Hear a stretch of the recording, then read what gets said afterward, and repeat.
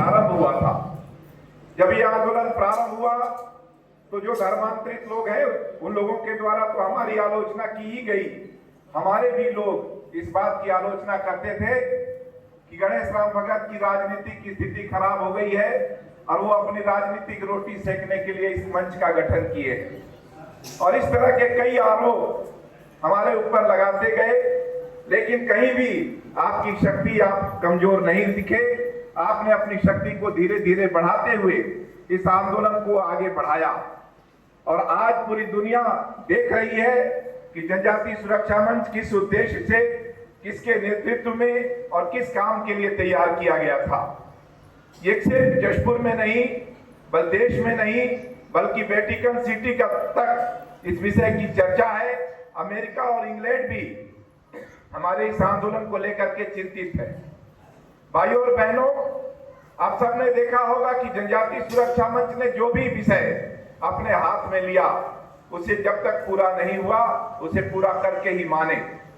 चाहे वो सन्ना क्षेत्र का जो बॉक्साइट खनन का विरोध था, हमने उस आंदोलन को किया और आज जशपुर का जो पर्यावरण है, जनजातीय सुरक्षा मंच के इस आंदोलन से शांत हुआ है, पर्यावरण की रक्षा हुई है। चाहे टांगर गांव के स्टील प्लांट का बात हो, चाहे फरसा बाहर में सोना खदान की बात हो, चाहे जशपुर में चल रहे मवेशी बाजार को बंद करने की बात हो, ऐसे कई बड़े बड़े आंदोलन हम लोगों ने अपने हाथों में लिए और उस आंदोलन को सफल करके आज जनजातीय सुरक्षा मंच अपने मूल विषय को लेकर के डीलिस्टिंग की रैली दिल्ली में करके आए हैं। दिल्ली में जिस प्रकार से 2 लाख से भी अधिक देश भर के लोग उपस्थित हुए, उस आंदोलन को देख करके आप सबको ये विश्वास हो जाना चाहिए कि अब डीलिस्टिंग दूर नहीं है। जब भारत सरकार के गृह मंत्री जिनको डीलिस्टिंग करना है, अगर वो हमारे मंच पर आ रहे हैं, इसका मतलब है कि वो हमारी आंदोलन से सहमत है, हमारी मांगों से सहमत है और इसलिए उन्होंने अपनी सहमति इस आंदोलन में आने के लिए दी है। इस आंदोलन के बाद फिर से एक नई चर्चा, नई परिचर्चा शुरू हुई। धर्मांतरित लोगों के द्वारा लगातार कई ऐसे विषय उठाए जाते रहे हैं। कभी कहा जाता है कि आदिवासी हिंदू नहीं है, कभी कहा जाता है कि हम आदिवासी हैं, वनवासी नहीं है। ऐसे कई मुद्दे हैं, लेकिन आप सब लोग जो गांव में रहने वाले लोग हैं, आप देखते होंगे कि हमारे समाज के अंदर में किस प्रकार का परिवर्तन जनजातीय सुरक्षा मंच के आंदोलन के कारण दिखाई दे रहा है। आप देखते होंगे कि जो धर्मांतरित लोग चर्च जाते थे, वो चर्च में जाने के बाद लोगों को सिंदूर लगाने से मना करते थे, चूड़ियां पहनने से मना करते थे, मांदर बजाने से मना करते थे, सरहुल कर्मा का नृत्य करने से मना करते थे। आज इस डीलिस्टिंग आंदोलन का प्रभाव सबसे ज्यादा उन धर्मांतरित लोगों पर पड़ रहा है। जो आप बाजार में देखेंगे कि सबसे लंबा सिंदूर लगाकर अगर कोई औरत बाजार में घूम रही है तो वो ईसाई औरत होती है, धर्मांतरित होती है। सबसे अधिक मांदर की खरीदी अगर कोई कर रहा है तो धर्मांतरित लोग कर रहे हैं। आप जैसे सेवंती दीदी ने कहा कि नए नए वेशभूषा, नए नए ड्रेस जो बाजार में बिक रहे हैं, खरीदे जा रहे हैं, वो सब ढोंग करने वाले वो लोग हैं जो ये बताने का प्रयास कर रहे हैं कि हम ही मूल आदिवासी है और बाकी लोग फर्जी हैं। तो ये हमारा रिजल्ट हमारे समाज के अंदर दिखाई दे रहा है और ये आपकी ताकत है, आपकी शक्ति का परिणाम है कि आपके प्रभाव के कारण आज वो धर्मांतरित लोग अपने मूल जाति, अपने मूल परंपराओं की ओर वापस आने का प्रयास तो कर रहे हैं, लेकिन उनके सामने चर्च एक बड़ा रुबड़ा बन करके खड़ा हुआ है। और मुझे लगता है कि आने वाले समय में ऐसे धर्मांतरित लोग, जिस दिन डीलिस्टिंग कानून बनेगा उससे पहले चर्च का ये रोड़ा धक्का मार करके और आपके साथ आने का प्रयास करेंगे।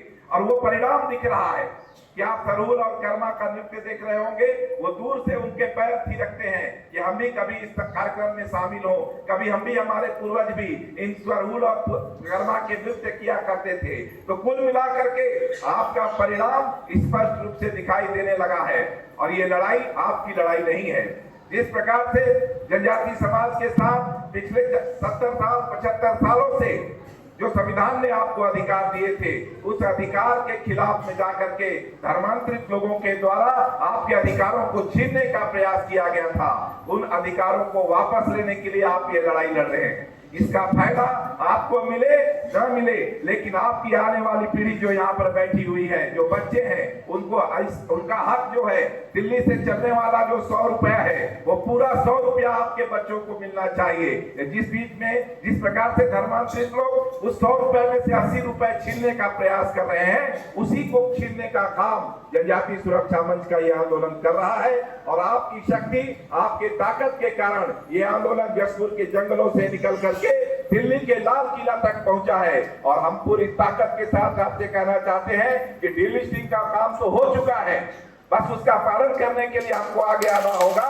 डीलिस्टिंग तो 2004 में सुप्रीम कोर्ट में जब फैसला सुनाया था केरल राज्य विरुद्ध चंद्रमोहनन का, उसी दिन सुप्रीम कोर्ट ने स्पष्ट कर दिया है कि जो धर्मांतरित कर लिया, धर्मांतरण कर लिया, अपने जाति के रीति रिवाज और परंपराओं को छोड़ दिया, वो आदिवासी नहीं हो सकता। ये स्पष्ट रूप से देश की सबसे बड़ी अदालत ने फैसला सुना दिया है।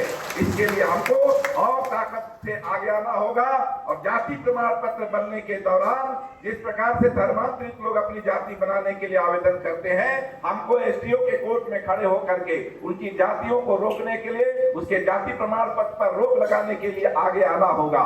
और हमारे काम का प्रभाव झारखंड में दिखाई देने लगा है कि झारखंड की एक धर्मांतरित जो मंत्री है, उसके खिलाफ में जनजाति सुरक्षा मंच हाई कोर्ट में रिट याचिका लगाया है। और जल्दी हाई कोर्ट, सुप्रीम कोर्ट के उस आदेश के तहत उस धर्मांतरित मंत्री को जनजाति सूची से बाहर कर देगी। और कोई भी धर्मांतरित व्यक्ति न तो वो सरपंच बन सकेगा, न विधायक बन सकेगा, न सांसद बन सकेगा, किसी भी संवैधानिक पद पर कोई धर्मांतरित व्यक्ति नहीं बैठ सकता है। ये जब तक पूरा नहीं होगा, हमारा आंदोलन सफल नहीं होगा। इसलिए आप सबसे हम कहना चाहते हैं कि आप इसी ताकत के साथ, इसी शक्ति के साथ, जैसे आप दिल्ली में पहुंचे, वैसे ही गांव-गांव में उतर उतर करके, और जो प्रशासनिक रूप से जो काम है हमारा, अब हमको उसको आगे बढ़ाने की जरूरत है। और ऐसे ही जिस प्रकार से आज आप आए हैं, आप सभी का हम यहाँ सम्मान करते हैं। आपने जो काम किया है वो इतिहास के पन्नों में दर्ज हुआ है। और आने वाली पीढ़ी आपके इस इतिहास के